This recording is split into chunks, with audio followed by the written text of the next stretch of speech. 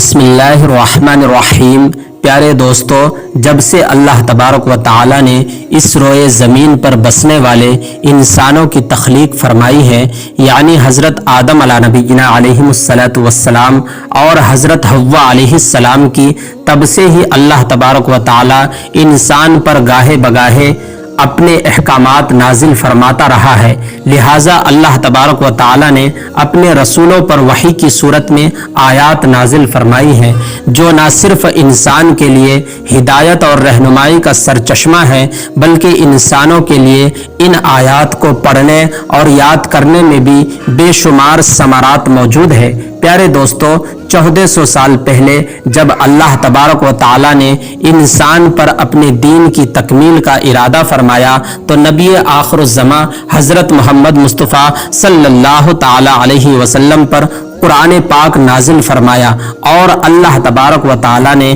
قرآن پاک میں بار بار کچھ ایسے کلمات ذکر بیان فرمائے ہیں کہ اگر کوئی انسان ان کلمات کو پڑھ لے تو 70,000 فرشتے اس کے لیے دعائے رحمت اور دعائے مغفرت کرتے ہیں، اور پڑھنے والے شخص کے لیے اس کی حاجت ضرورت کی منظوری تک اللہ تبارک و تعالی سے گریہ زاری سے دعائیں مانگتے رہتے ہیں۔ پیارے دوستو، جان لیجئے کہ یہ 3 کلمات ہیں جن کا تذکرہ ہمارے پیارے نبی حضرت محمد مصطفیٰ صلی اللہ تعالی علیہ وسلم نے کچھ اس طرح سے بیان فرمایا ہے کہ آپ کی خدمت اقدس میں ایک صحابی نے عرض کی، یا رسول اللہ صلی اللہ تعالی علیہ وسلم، کوئی ایسی نصیحت تجویز فرما دیجئے کہ دشمن کے شر سے، شیطان کے شر سے، رزق کی تنگی سے، تمام دنیاوی مشکلات کے شر سے، قبر کے شر سے، محشر کے شر سے، پولیس رات کے شر سے، جہنم کے شر سے، اور ہر قسم کے روز محشر کے شر سے بچاؤ ہو جائے۔ تو نبی رحمت صلی اللہ تعالی علیہ وسلم نے اس صحابی سے فرمایا، 3 آیت کریمہ ہے کہ جو شخص بھی ان آیت کریمہ کو نماز فجر کے بعد پڑھ لے گا تو جو بھی اس کی حاجت ہوگی، ضرورت ہوگی، یہ آیت کریمہ اللہ تبارک و تعالی سے فریاد کرتی رہیں گی۔ تو جو بھی نماز فجر کے بعد یہ 3 آیت مبارکہ پڑھے گا، جب تک اس کی حاجت ضرورت پوری نہ ہو جائے، یہ آیت کریمہ اس کے لیے اللہ کریم سے دعا کرتی رہیں گی۔ صرف یہی نہیں بلکہ رسول اللہ صلی اللہ تعالی علیہ وسلم نے ارشاد فرمایا کہ 70,000 فرشتے اس شخص کے لیے شام تک دعائے مغفرت اور دعائے رحمت کرتے ہیں۔ جو شخص صبح نماز کے بعد یہ 3 آیت مبارکہ پڑھ لے گا، پیارے دوستو، یہ بات تو ہم سب مسلمان بخوبی جانتے ہی ہے کہ قرآن مومن کے لیے شفا ہے۔ یہ بات اللہ تبارک و تعالی خود قرآن کریم کے اندر فرما رہے ہیں، اور جان لیجئے کہ قرآن پاک وہ واحد آسمانی کلام ہے جو آج تک بغیر کسی تحریف کے دنیا میں موجود ہے، اور انشاءاللہ قیامت تک موجود رہے گا، کیونکہ اس کی حفاظت کا ذمہ خود اللہ تبارک و تعالی نے اٹھا رکھا ہے۔ لہٰذا اس کی کسی آیات میں، کسی حرف میں تو کیا، کسی زیر و زبر میں بھی تحریف نہیں ہو سکتی۔ الحمدللہ۔ پیارے دوستو، اللہ تبارک و تعالی نے اپنی اس آسمانی کتاب میں ارشاد فرمایا ہے، یہ قرآن جو ہم نازل کر رہے ہیں مومنوں کے لیے تو سراسر شفا اور رحمت ہے، اور ظالموں کا تو اس سے نقصان اور زیادہ بڑھتا ہے۔ اسی طرح سے اللہ تبارک و تعالی فرماتا ہے کہ قرآن پاک ایمان والوں کے لیے شفا ہے۔ پیارے دوستو، اللہ تبارک و تعالی کی رحمت بہت وسیع ہے، اور قرآن کریم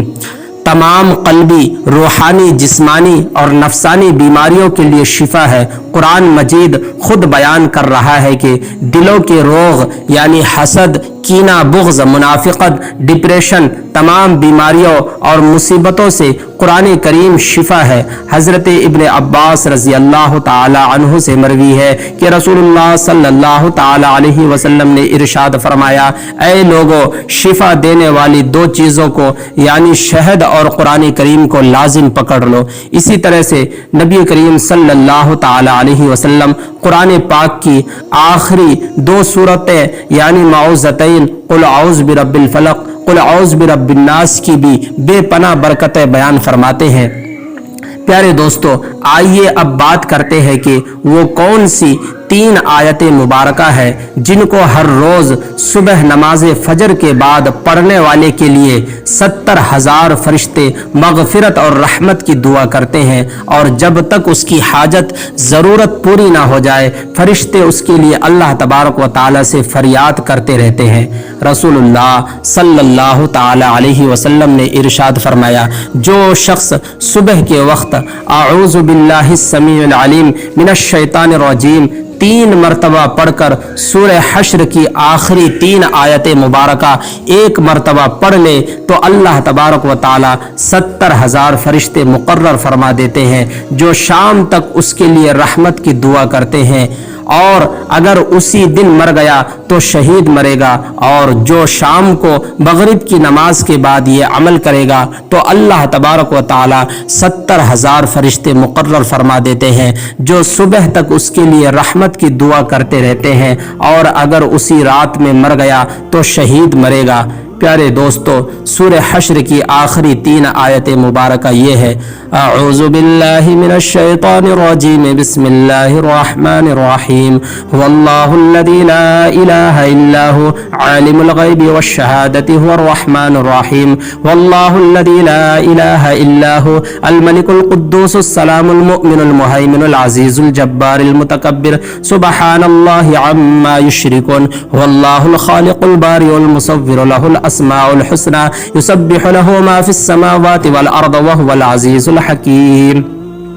پیارے دوستو، دیکھیے کتنا چھوٹا سا عمل ہے اور کتنی بڑی فضیلت ہے اور سعادت ہے، اور یہ اللہ تبارک و تعالی کا امت محمدیہ پر بہت بڑا انعام و اکرام ہے کہ اللہ تبارک و تعالی نے نبی کریم صلی اللہ تعالی علیہ وسلم کو ایسے کلمات سکھائے جو پڑھنے میں مختصر لیکن اجر و ثواب میں عظیم الشان ہے۔ پیارے دوستو، آئیے اب مزید جان لیتے ہیں کہ